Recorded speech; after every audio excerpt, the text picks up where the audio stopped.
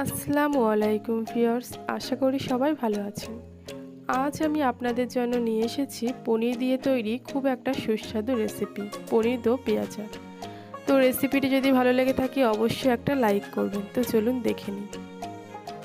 পনির দো পেঁয়াজা বানানোর জন্য প্রথমে এখানে পনির নিয়েছি, এভাবে টুকরো টুকরো করে কেটে নিয়েছি। এবার এগুলোকে ফ্রাই করে নেব। তার জন্য এখানে একটা ফ্রাইং প্যানে সামান্য তেল দিয়ে নিলাম। তেলটা গরম হয়ে গেলে একে একে পনিরগুলো এর মধ্যে দিয়ে দেব। তো বন্ধুরা, এটা আমার নিজ হাতে বানানো, খুব সহজে আমি এটা বাড়িতে বানিয়েছি। আমি এর লিঙ্কটা ডেসক্রিপশানে মেনশন করে দেব, সেখান থেকে আপনারা দেখে বাড়িতে খুব সহজে বানিয়ে ফেলতে পারেন।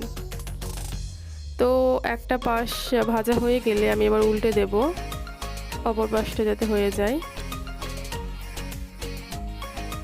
তো এরকম কালার চলে আসলে বুঝে নিতে হবে হয়ে গেছে। তো এটা হালকা ফ্রাই করে নিতে হবে। যখন এরকম গোল্ডেন কালার চলে আসবে সে পর্যায়ে এটা তুলে নিতে হবে। খুব বেশি ফ্রাই করলে এটা শক্ত হয়ে যেতে পারে। তো আমি এবার তুলে নেব।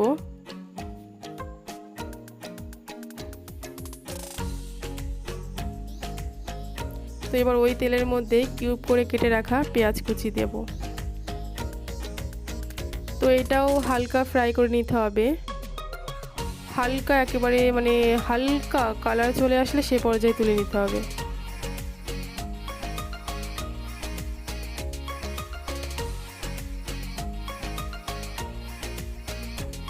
তো এবার আমি তুলে নেব। এটা একেবারে নামমাত্র ফ্রাই করতে হবে।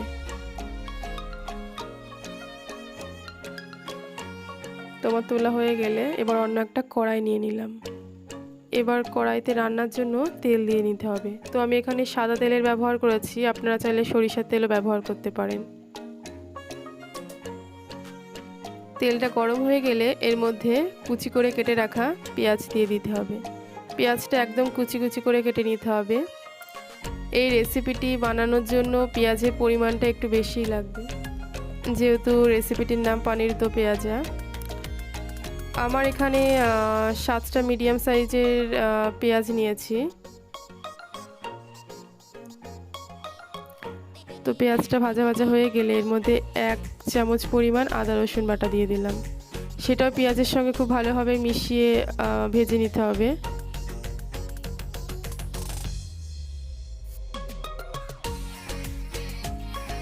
এবার আমি 2টো কুচির কাঁচা লঙ্কা দিয়ে দিলাম। খুব ভালোভাবে ভেজে নিতে হবে এটাও। আমি এখানে 2টো টমেটোর পিউরি করে নিয়েছি, সেটা দিয়ে দেব।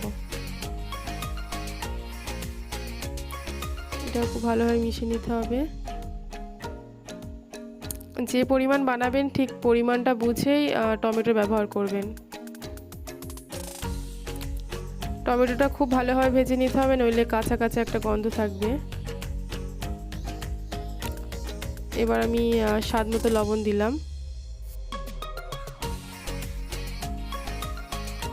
একসঙ্গে মিশিয়ে এর মধ্যে 1/2 চামচ লঙ্কা গুঁড়ো এবং 1 চামচ পরিমাণ হলুদ গুঁড়ো দেব।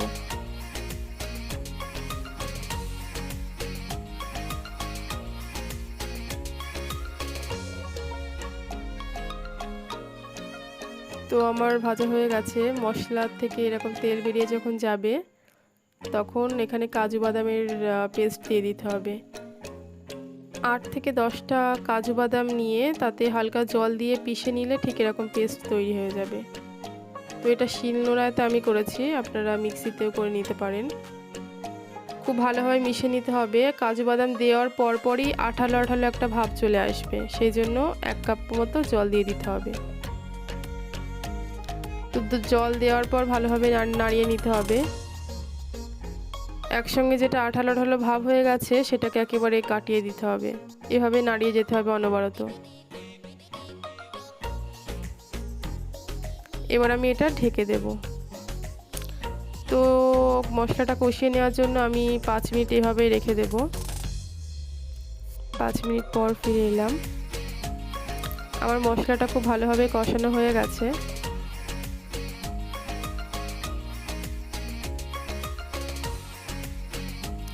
এবার আগে থেকে ফ্রাই করে রাখা পনিরগুলো দিয়ে দেব। মশলাটা সম্পূর্ণ পনিরের গায়ে যাতে লেগে যায় ঠিক সেভাবে এভাবে নাড়িয়ে যেতে হবে। এবার তার ঠিক 1-2 মিনিট পর আগে থেকে ফ্রাই করে রাখা পেঁয়াজ দিয়ে দিতে হবে। তো আমি পেঁয়াজগুলো দিয়ে দিলাম। সম্পূর্ণটা খুব ভালোভাবে মিশিয়ে নিতে হবে।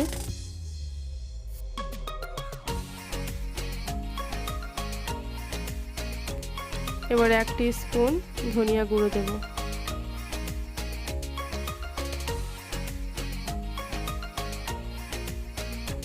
খুব ভালোভাবে মিশিয়ে নিয়ে 1 কাপ পরিমাণ জল দিতে হবে।